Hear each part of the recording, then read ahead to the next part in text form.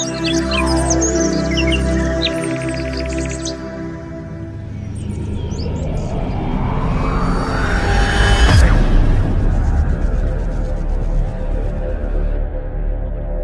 Morning my dear brothers and sisters in Christ.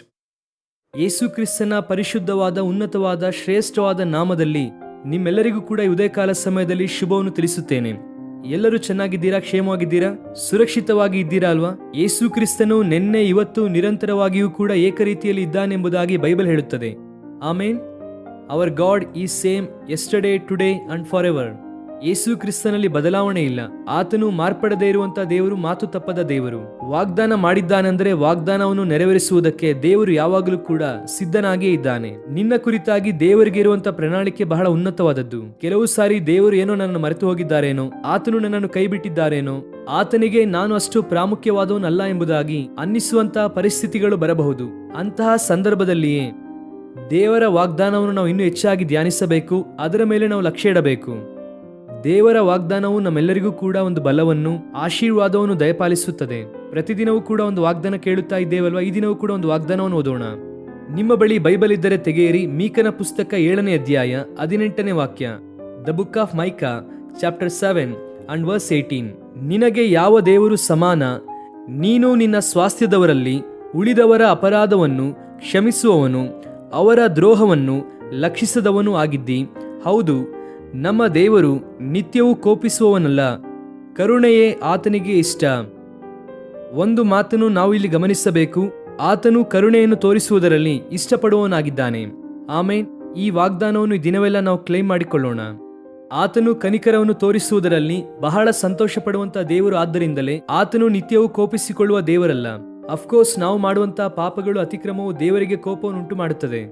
ಆದರೆ ದೇವರು ತನ್ನ ಕೃಪಾ ಐಶ್ವರ್ಯದ ನಿಮಿತ್ತವಾಗಿ ನಾವು ಮಣ್ಣಾಗಿದ್ದೇವೆಂಬುದಾಗಿ ದೇವರು ನೆನಪಿಸಿಕೊಂಡು ನಾವು ಆತನ ಕಡೆಗೆ ತಿರುಗಿಕೊಳ್ಳುವಾಗ ದೇವರು ಪುನಃ ನಮ್ಮನ್ನು ಕ್ಷಮಿಸಿ ಆತನ ಮಹಿಮೆಯ ರಾಜ್ಯದಲ್ಲಿ ನಮ್ಮನ್ನು ಉಪಯೋಗಿಸುತ್ತಾ ಇದ್ದಾರೆ. ಎಷ್ಟು ಉನ್ನತ ದೇವರು ಆತನು! ತನ್ನ ಜನರ ದೋಷವನ್ನು ಪರಿಹರಿಸುವಂತಹ ದೇವರು ಆತನು. ಅವರ ಪಾಪವನ್ನು ಕ್ಷಮಿಸುವಂತಹ ದೇವರು.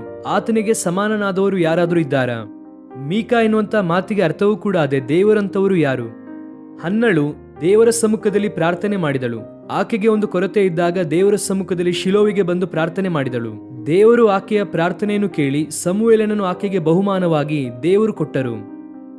ದೇವರ ಸನ್ನಿಧಿಯಲ್ಲಿ ಆಕೆಯು ಮಾಡಿದ ಪ್ರಮಾಣದ ಪ್ರಕಾರವಾಗಿ, ಆಕೆಯು ಮಾಡಿದಂತ ಪ್ರತಿಜ್ಞೆಯ ಪ್ರಕಾರವಾಗಿ ಸಮುವೇಲನನ್ನು ಅವನು ಹಾಲು ಬಿಟ್ಟ ನಂತರವಾಗಿ ದೇವರ ಆಲಯದಲ್ಲಿ ತಂದು ಇಟ್ಟಳು. ಹೋಗುತ್ತಾ ಇರುವಾಗ ಹನ್ನಳು ವಿಜ್ಞಾಪನೆ ಮಾಡುತ್ತಾಳೆ, ದೇವರ ಸಮ್ಮುಖದಲ್ಲಿ ಕೀರ್ತಿಸುತ್ತಾಳೆ. ಕರ್ತನ ಸನ್ನಿಧಿಯಲ್ಲಿ ಆಕೆಯು ಸ್ತುತಿಸಿದ ಹಾಗೆ ನಾವು ವಾಕ್ಯದಲ್ಲಿ ನೋಡಬಹುದು. ಆಕೆಯು ಸ್ತುತಿಸುತ್ತಾ ಏನು ಹೇಳುತ್ತಾಳೆಂದರೆ, ನನ್ನ ಹೃದಯ ಕರ್ತನಲ್ಲಿ ಆನಂದಿಸುತ್ತದೆ. ಯಾಕೆ ಅಂದರೆ ಪರಿಶುದ್ಧತೆಯಲ್ಲಿ ಆತನಿಗೆ ಸಮಾನನಾದವರು ಯಾರೂ ಇಲ್ಲ ಎಂದು ಹೇಳುತ್ತಾಳೆ. ನೀವು 1 ಸಮುವೇಲ 2ನೇ ಅಧ್ಯಾಯದಲ್ಲಿ ನೋಡುವುದಾದರೆ ಆ ಮಾತುಗಳು ಬರೆಯಲ್ಪಟ್ಟಿದೆ. ದೇವರಿಗೆ ಸಮಾನನಾದವರು ಇಲ್ಲ. ಯಾವುದರಲ್ಲಿ ಅಂದರೆ ಪರಿಶುದ್ಧತೆಯಲ್ಲಿ. ಎಸ್, ಈ ದಿನ ನೀನು ನಾನು ಆರಾಧಿಸುತ್ತಾ ಇರುವಂತಹ ದೇವರು ನಮ್ಮ ಕರ್ತನಾದಂತಹ ಯೇಸು ಕ್ರಿಸ್ತನು. ಪರಿಶುದ್ಧನಾದಂತಹ ದೇವರು ಆತನು. ಪರಿಶುದ್ಧನು, ನಿಷ್ಕಳಂಕನು, ನಿರ್ದೋಷಿಯು, ಪಾಪದಲ್ಲಿ ಸೇರದೆ ಪ್ರತ್ಯೇಕವಾಗಿರುವಾತನು ಎಂಬುದಾಗಿ ಭಕ್ತನಾದ ಪೌಲನು ಕೂಡ ಒಪ್ಪಿಕೊಳ್ಳದೇ ಇರುವುದಕ್ಕೆ ಆಗಲಿಲ್ಲ. ಅದಕ್ಕಿಂತ ಮುಂಚೆ ಯೇಸು ಕ್ರಿಸ್ತನು ಪವಿತ್ರನು ಅಂದರೆ, ಆತನು ಪರಿಶುದ್ಧನು ಅಂದರೆ ಒಬ್ಬ ಯಹೂದ್ಯನಾಗಿ ಪೌಲನು ಒಪ್ಪಿಕೊಳ್ಳಲಿಲ್ಲ. ಯಾಕಂದ್ರೆ ಯಹೂದ್ಯರಲ್ಲಿ ಅನೇಕರು ಆ ಕಾಲದಲ್ಲಿ ಯೇಸು ಕ್ರಿಸ್ತನನ್ನು ಕನ್ನಿಕೆಗೆ ಹುಟ್ಟಿದವರು ಎಂಬುದಾಗಿ ನಂಬಲಿಲ್ಲ. ಆತನು ಮೆಸ್ಸಿಯ ಅಂದರೆ ನಂಬಲಿಲ್ಲ. ಆತನೇ ದೇವರೆಂದರೆ ಅವರಿಗೆ ನಂಬಿಕೆ ಬರಲಿಲ್ಲ. ಆದರೆ ಒಂದು ದಿನ ಪೌಲನು ತನ್ನ ಜೀವಿತದಲ್ಲಿ ಬದಲಾವಣೆಯನ್ನು ಹೊಂದಿದ ನಂತರ, ದೇವರ ಕುರಿತಾದ ತಿಳುವಳಿಕೆಯನ್ನು ಹೊಂದಿ ಅವನ ಜೀವಿತದಲ್ಲಿ ಒಂದು ದೊಡ್ಡ ಬದಲಾವಣೆ ಬಂದ ನಂತರವಾಗಿ ಈಗ ಒಪ್ಪಿಕೊಳ್ಳುತ್ತಾನೆ, ನನ್ನ ದೇವರು ಪವಿತ್ರನು, ಆತನಲ್ಲಿ ಪಾಪವಿಲ್ಲ. ಆತನು ನಿಷ್ಕಲ್ಮಶನು, ಕಲ್ಮಶ ಇಲ್ಲದೆ ಇರುವಂತಹ ದೇವರು ಆತನು. ಈ ದಿನ ದೇವರಿಗೆ ಸಮಾನನಾದವರು ಯಾರಿದ್ದಾರೆ? ನಿನ್ನನ್ನು ಕ್ಷಮಿಸುವಂತವರಲ್ಲಿ ಆತನಿಗಿಂತ ಮಿಗಿಲಾದವರು ಯಾರೂ ಇಲ್ಲ.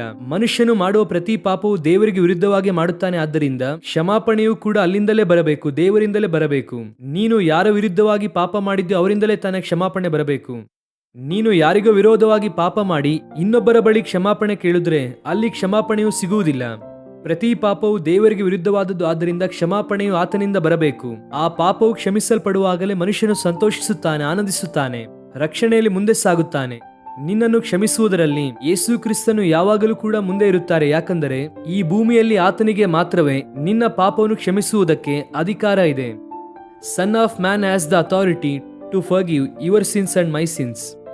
ಮನುಷ್ಯರ ಪಾಪವನ್ನು ಕ್ಷಮಿಸುವುದಕ್ಕೆ ಯೇಸು ಕ್ರಿಸ್ತನಿಗೆ ಮಾತ್ರ ಅಧಿಕಾರ ಇದೆ, ಯಾಕೆಂದರೆ ಆತನೊಬ್ಬನೇ ಪ್ರಾಯಶ್ಚಿತ್ತ ಬಲಿಯಾಗಿ ತನ್ನ ಪ್ರಾಣವನ್ನು ಅರ್ಪಿಸಿದ್ದಾರೆ. ಆತನೊಬ್ಬನೇ ಋಣವನ್ನು ಸಲ್ಲಿಸಿದ್ದಾನೆ, ಆದ್ದರಿಂದ ಆತನೊಬ್ಬನೇ ಕ್ರಯಧನವನ್ನು ಸಲ್ಲಿಸಿದ್ದಾರೆ. ಆದ್ದರಿಂದ ಆತನೇ ಕ್ಷಮಿಸುವ ಆತನು ಕನಿಕರ ತೋರಿಸುವುದರಲ್ಲಿ ಸಂತೋಷ ಪಡುತ್ತಾನೆ. ನಿನ್ನ ದೇವರು ಎಷ್ಟು ಉನ್ನತನು ಅಂದರೆ ನಿನಗೆ ದಯೆ ತೋರಿಸುವುದರಲ್ಲಿ, ನಿನಗೆ ಕರುಣೆ ತೋರಿಸುವುದರಲ್ಲಿ ಆತನು ಯಾವಾಗಲೂ ಸಂತೋಷಿಸುವ ದೇವರು. ನಮ್ಮ ಸ್ಥಿತಿಯನ್ನು ನೋಡಿ, ಪರಿಸ್ಥಿತಿಯನ್ನು ನೋಡಿ ಲೋಕದಲ್ಲಿ ಯಾರು ಕರುಣೆ ತೋರಿಸುವುದಿಲ್ಲವೇನೋ, ಕನಿಕರ ತೋರಿಸುತ್ತಿಲ್ಲವೇನೋ? ಇನ್ಫ್ಯಾಕ್ಟ್ ಅನೇಕರು ನೀನು ಕಷ್ಟದಲ್ಲಿದ್ದರೆ ಆನಂದಿಸುವವರು, ನೀನು ಬಿದ್ದು ಹೋಗಬೇಕೆಂದು ಕೋರುವವರು ಅನೇಕರಿದ್ದಾರೆ. ನೀನು ನಷ್ಟ ಹೊಂದಬೇಕೆಂಬುದಾಗಿ ಮನಸ್ಸಿನಲ್ಲಿ, ಅಂದರೆ ಹೊರಗೆ ತೋರಿಸದೇ ಇರಬಹುದು, ಆದರೆ ಮನಸ್ಸಿನಲ್ಲಿ ನೀನು ನಷ್ಟ ಹೊಂದಬೇಕೆಂಬುದಾಗಿ, ನೀನು ಏಟು ತಿನ್ನಬೇಕೆಂಬುದಾಗಿ ಆಲೋಚಿಸುವಂತವರು ಅನೇಕರಿರುತ್ತಾರೆ. ಬಹುಶಃ ನಿಮ್ಮ ಆಫೀಸಲ್ಲಿ ಪ್ರತಿದಿನ ನಿಮ್ಮೊಂದಿಗೆ ಕೆಲಸ ಮಾಡುವಂತವರೇ ನಿನಗೆ ಒಳಗೆ ವಿರೋಧವಾಗಿ ಮಾತನಾಡುವಂತವರಾಗಿರಬಹುದು, ವಿರೋಧವಾಗಿ ಪ್ಲಾನ್ ಮಾಡುವಂತವರು ಅನೇಕರಿರಬಹುದು. ನೀನು ಸಾಲದಲ್ಲಿರುವಾಗ ಅದನ್ನು ನೋಡಿ ಸಂತೋಷಿಸುವವರು ಅನೇಕರಿರಬಹುದು. ಆದರೆ ನಿನ್ನ ದೇವರು ಅಂತವರಲ್ಲ. ಆತನು ನಿನ್ನ ಬಲಹೀನತೆಯನ್ನು ನೋಡಿ, ನಿನ್ನ ಸೋಲನ್ನು ನೋಡಿ, ನಿನ್ನ ವೈಫಲ್ಯವನ್ನು ನೋಡಿ ಸಂತೋಷಿಸುವಂತ ದೇವರಲ್ಲ. ಆತನು ನಿನ್ನ ಮೇಲೆ ಕನಿಕರ ತೋರಿಸುವುದರಲ್ಲಿ ಆತನು ಸಂತೋಷಿಸುತ್ತಾನೆ. ನಿನ್ನನ್ನು ಮೇಲೆತ್ತುವುದರಲ್ಲಿ ಸಂತೋಷಿಸುತ್ತಾನೆ. ನಿನ್ನನ್ನು ನಿಲ್ಲಿಸಿ ತನ್ನ ಮಹಿಮೆಗಾಗಿ ಉಪಯೋಗಿಸುವುದರಲ್ಲಿ ಸಂತೋಷ ಪಡುತ್ತಾನೆ. ಅವಮಾನ ಭಾರದಿಂದ ಕುಗ್ಗಿ ಹೋಗುತ್ತಾ ಇರುವಂತಹ ನಿನ್ನನ್ನು ತನ್ನ ಮಹಿಮೆಯಿಂದ ತುಂಬಿಸಿ, ರಕ್ಷಣೆಯೊಂದಿಗೆ ಅಲಂಕರಿಸಿ, ಉನ್ನತವಾದ ಸ್ಥಾನದಲ್ಲಿ ನಿಲ್ಲಿಸಿ, ಆತನು ನಿನ್ನ ಪರವಾಗಿ ಅದ್ಭುತವನ್ನು ಮಾಡುವಾತನೆಂಬುದಾಗಿ ರುಜುಪಡಿಸುವುದರಲ್ಲಿ ಆತನು ಸಂತೋಷಿಸುತ್ತಾನೆ. ಆಮೇನ್. Praise the Lord. ಒಂದು ವೇಳೆ ಈ ದಿನ ನೀನು ಕುಗ್ಗಿ ಹೋಗುತ್ತಾ ಇದ್ದೀಯೇನೋ, ಅಯ್ಯ ನನ್ನ ಜೀವಿತವನ್ನು ನೋಡಿ ಯಾರು ಸಂತೋಷಿಸುತ್ತಾ ಇಲ್ಲ ಎಂಬುದಾಗಿ ಬಾಧೆ ಪಡುತ್ತಾ ಇದ್ದೀಯೇನೋ, ನಿನ್ನ ದೇವರು ಸಂತೋಷಿಸುತ್ತಾ ಇದ್ದಾರೆ. ನಿನಗೆ ಕನಿಕರ ತೋರಿಸುವುದರಲ್ಲಿ ಆತನು ಯಾವಾಗಲೂ ಸಂತೋಷ ಪಡುತ್ತಾನೆ. ಆತನನ್ನು ದೃಷ್ಟಿಸುವ ಅದ್ಭುತ ನಡೆಯುತ್ತದೆ. ಒಂದು ವೇಳೆ ದೇವರಿಗೆ ವಿರೋಧವಾಗಿ ಜೀವಿಸಿದ್ದೀಯೇನೋ, ಆತನು ನಿರಂತರವಾಗಿ ಕೋಪಿಸಿಕೊಳ್ಳುವ ದೇವರಲ್ಲ. ಒಂದು ವೇಳೆ ಇಲ್ಲಿಯ ತನಕ ದೇವರಿಗೆ ವಿರೋಧವಾಗಿ ಜೀವಿಸಿದ್ದೀಯಾ, ಆತನಿಗೆ ಗಾಯ ಮತ್ತೆ ಮತ್ತೆ ಉಂಟು ಮಾಡಿದ್ಯಾ, ಆದರೆ ದೇವರ ಬಳಿಗೆ ಬಾ, ಕ್ಷಮಾಪಣೆಯನ್ನು ಕೋರಿಕೊ, ಆತನ ಪಾದ ಸನ್ನಿಧಿಯಲ್ಲಿ ಬೀಳು, ಆತನ ಪಾದವನ್ನು ಕಣ್ಣೀರಿಂದ ತೊಳೆದು ಬಿಡು.